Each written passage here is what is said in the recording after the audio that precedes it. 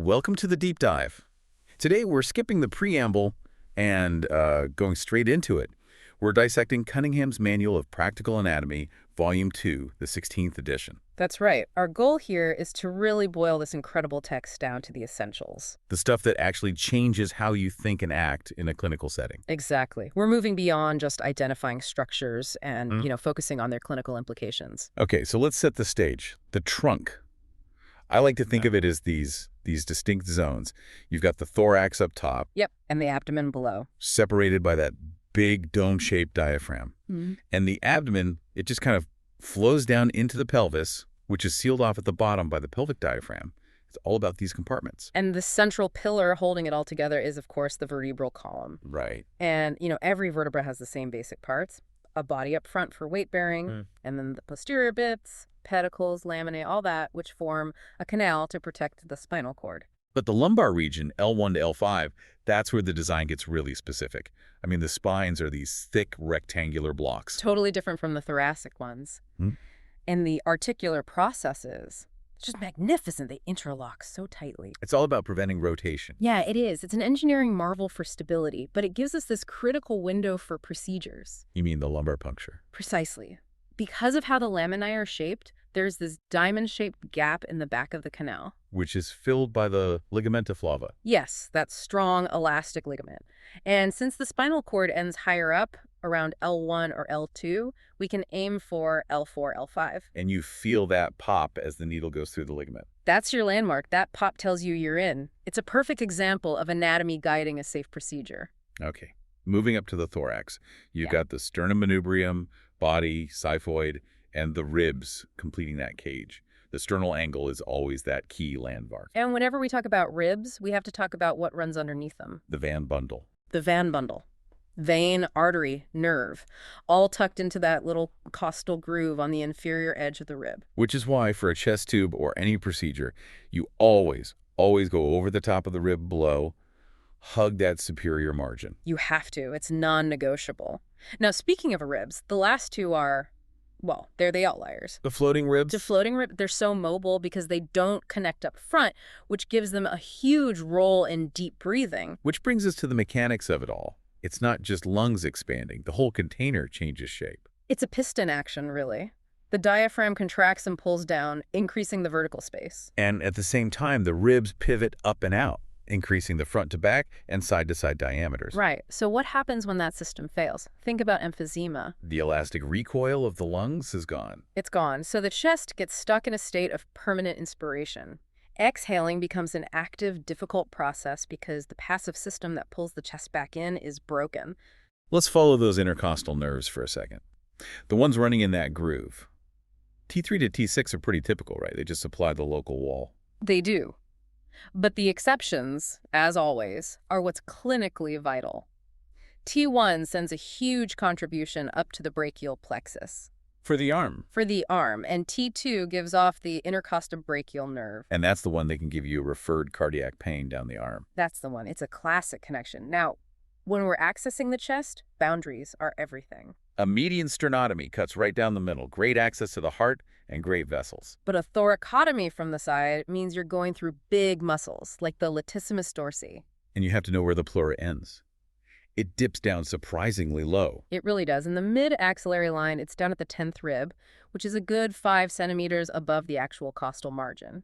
You have to know that boundary to avoid nicking the pleura during an abdominal procedure. Before we leave the thorax, the root of the lung, classic anatomy question. How do you tell the vessels apart? It's a consistent relationship front to back. Vein, artery, bronchus, VAB. The pulmonary vein is always the most anterior structure. Got it. Okay, onto the abdominal wall. Lots of fascial layers there, and of course the inguinal ligament. Which is just that rolled-in lower edge of the external oblique aponeurosis, a key landmark. And this whole area is, well, it's hernia central. Let's break down the main types. It all relates to the inferior epigastric artery. It does. An indirect inguinal hernia starts lateral to that artery. It follows the natural path of the inguinal canal. And that's usually congenital, right? Linked to that processus vaginalis not closing properly. Exactly. It leaves a ready-made path. A direct hernia, on the other hand, is medial to the artery. And it doesn't go through the whole canal. It just punches through a weak spot. Pushes straight through the back wall, usually because of a weak conjoint tendon that's more of an acquired wear and tear issue. Then there's the femoral hernia, the dangerous one. The most dangerous one, yes, because it goes through the femoral ring, which has these rigid, unyielding boundaries. The risk of strangulation is incredibly high. Right. Okay, so the inguinal canal leads to the spermatic cord. What's inside and where do its coverings come from? Well, you've got the vas deferens, the testicular artery, which comes all the way from the aorta up at L2, and the pampiniform plexus of veins. And the fascial layers around it. They're just extensions of the abdominal wall layers. As the cord passes through, it picks up a layer from the external oblique, the internal oblique, and the transversalis fascia. 3 concentric sleeves. Here's the clinical pearl that everyone needs to know. Lymphatic drainage. Oh, this is huge. The testis itself, because it developed up near the kidney, drains its lymph all the way back to the lumbar nodes at L2. But the scrotal skin drains to the inguinal nodes. Correct. So if you find an enlarged inguinal node, you're thinking scrotal infection, not testicular cancer. It's a critical distinction. Let's dive into the gut. The celiac trunk supplies the foregut stomach, liver, spleen. The splenic artery is interesting. It's so twisty. It's incredibly tortuous, but the key thing is that its branches don't connect well with each other. They have poor anastomosis. Which means if you block one branch, You get an infarction, that segment of the spleen just dies. It's very vulnerable to that kind of damage. now let's follow the blood out through the veins. The portal system. A magnificent system. The portal vein itself is formed behind the pancreas by the union of the splenic vein and the superior mesenteric vein. It takes all the blood from the gut directly to the liver. And when that system backs up, say in cirrhosis, That's portal hypertension. And the pressure finds other ways out. It backs up into the esophageal veins, causing varices. which can rupture and cause catastrophic bleeding. Life-threatening hematemesis. You can also see the pressure manifest as dilated veins around the umbilicus, the caput medusae. Okay, shifting back to the retroperitoneum. The kidneys. They move with breathing, and you can't usually feel them unless they're enlarged. Right. And their vascular anatomy is key, especially on the left. The left renal vein is much longer than the right. Because it has to cross the midline to get to the IVC. And on its way, it picks up the left suprarenal vein and, crucially, the left conodal vein. And it passes right in that tight angle between the aorta and the superior mesenteric artery. The nutcracker. And if that vein gets compressed there, it can cause a backup. So a sudden varicocele, an enlargement of those gonadal veins, but only on the left side. That's a red flag. It could mean something like a renal tumor is obstructing that drainage pathway. It's a fantastic anatomical sign. And just to wrap up the GI ducts, the bile duct and main pancreatic duct usually join up and open into the second part of the duodenum. At the greater duodenal papilla, yes. All right, last section. Pelvis and perineum.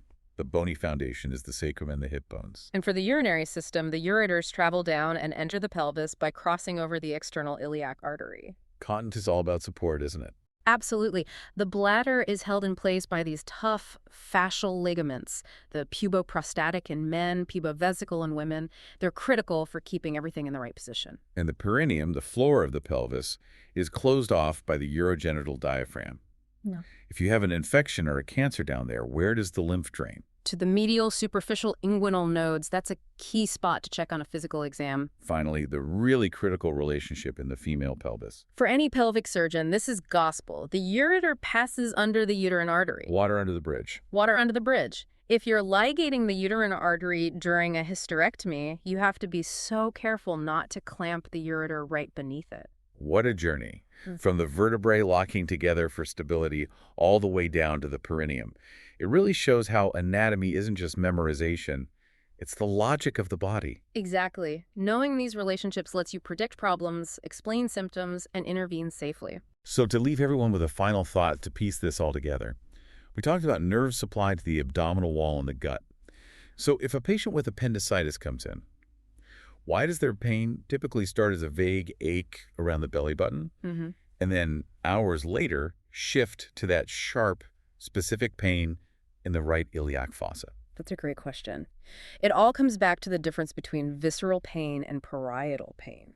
Think about the 2 different nerve pathways that are being stimulated as the inflammation progresses. Mastering that is mastering clinical localization. Keep learning, and we'll catch you on the next deep dive.